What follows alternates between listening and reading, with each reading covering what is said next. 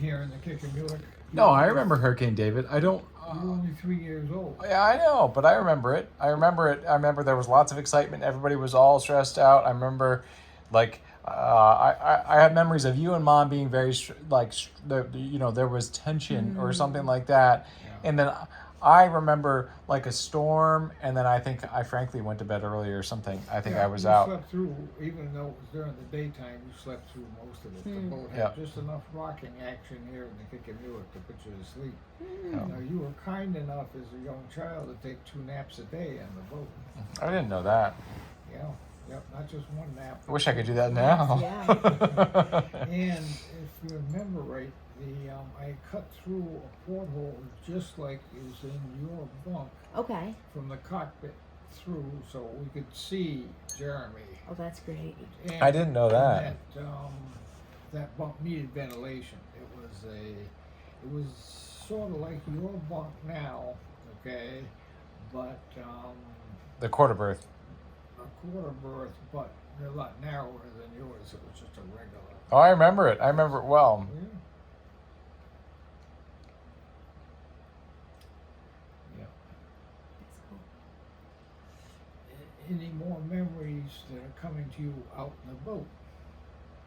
Oh, there's so many memories. I remember, what were we catching? Choggies, Oh, and choggies. off of, I think we were in Dutch You were Dutch Island Harbor. Dutch Island Harbor, and great memories of, well, obviously when I was older, but I'm trying to go way back, but catching choggies, I remember getting lessons of the dinghy, and I remember Grandpa rowing both directions and trying to teach me how to row. I'm trying to go again way back. My first memories, of him like hands on top of his, and he's trying to, you know what I mean, that type of thing. I remember him trying to help.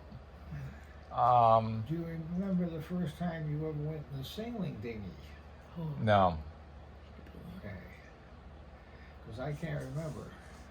I remember being in it, but I don't remember my first time. Yeah. Like, my memories, like, day 0 is me on the dinghy. So, like, from as early as I can remember, I was on the dinghy. Yeah. Yeah. That's all I remember. Hmm. And what else? Early. I remember having a fishing rod with like a little floating boat behind the boat, like a little, like something like To tow it along. to tow it along. Yeah. Yep. Yeah. I remember that. It was just like literally like a little triangle of wood that was Yeah. tied onto a fishing rod or something like that behind the boat. And I remember that. Yeah. We didn't catch any big fish. Well, And I don't really remember heeling over. Like, maybe that stuff didn't even affect me back then or something. But do I you don't. remember catching the sand sharks? Yeah. I would call them, Yeah. relatively big fish. That was probably later. I'm trying to go back to like 3 years old. Way Now back. you're talking like 6 years 5. old, 5 maybe. 5. So yeah, I remember the sand sharks. Yeah, I remember I rubbed the belly. I remember, and it felt like sand, and I was like, oh, I was all freaked out that it was going to eat me. Aw. I remember that. Those are really early memories. Hmm.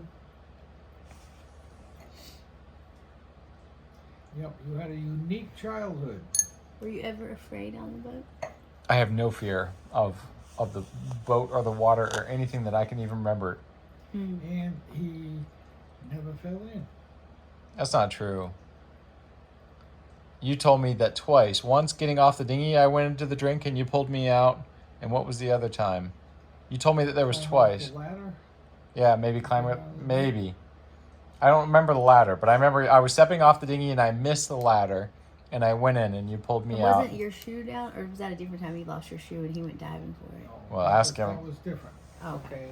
It was Friday afternoon, we'd come into Bullocks Cove, and the ducks were there, and Jeremy was all excited and everything, and he's kicking away there, and one of his sneakers that was almost brand new, over and down.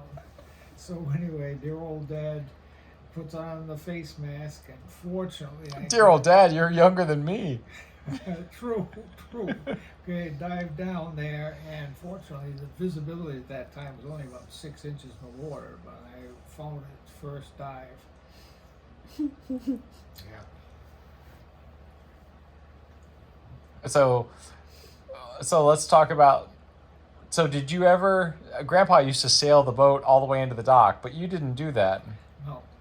Okay. The only time I had to sail it into the dock, and you've heard this story before, we had 2 cruises with no engine whatsoever. Okay, we got towed out of the cove. Wow. Okay, because I couldn't afford to cancel a cruise.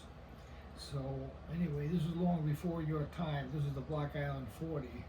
It had engine troubles. It had a defective exhaust system that used to let water back down and into the engine. Oh no. Okay, and it took a long time to figure out what was wrong.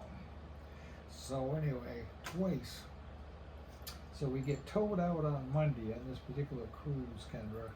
Towed out of the cove, and and up and off we go. And sure enough, if it isn't blowing hard all week, even at night. Mm-hmm. Perfect. So fortunately, I had a good crew. I had an electrician by the name of Danny Jack and his about a 13-year-old son, if I'm not mistaken. And he was building an 80-foot ferro cement catch at the time. Oh really? 80 feet? 80 feet. Oh, I bet it sank like all the rest of them. No, The ferro cement boats, a bunch of them broke apart. I never heard that. Hmm.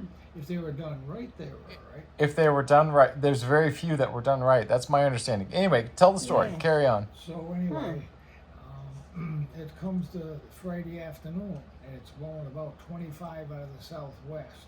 Perfect. So, and we've got to come into what is now Carl Peterson's dock. Okay, and the slip only had about, at the most, a foot on each side, Mm. because she was 12 foot, 3 inches wide, if I remember right. The Block Island 40 was? Yeah. Yeah, That's she is. really wide. It is. She was a I didn't wide think boat. she was that wide. Okay, carry on. Sorry. So anyway, where the dock was, if I missed and goofed up, I was just going to put her in the mud, put her into the beach there on the north side of the dock. Mm-hmm. So it wasn't the end of the world. Mm. I was going to try it. I was either going to be a hero or a bum, one or the other. If I went through the dock, I was going to be a bum. But fortunately, the crew did everything exactly right. Oh, nice. The slip was narrow enough that we left the mainsail up, but the boom, it would have hit the piling on the way in, so it dropped just right. We left the mizzen up, which could control it, and one of the advantages of a yawl, control it into the dock, and we hit it exactly right. Nice. Well done. So, Yeah, because that's hard because you're on a reach coming in, like you say, for dropping the mainsail, and yeah, I had to drop everything. it's not like you're going upwind and you can just slow her down and Yeah, she weighed pinch the it same. in. She weighed as much as a Greyhound bus, 22,000 pounds. I didn't realize she's that heavy. 22. Which is Yeah. our boat. Well, she only had 15,000. 5,500 pounds of lead in the keel. Yeah, But- we've got 8,000.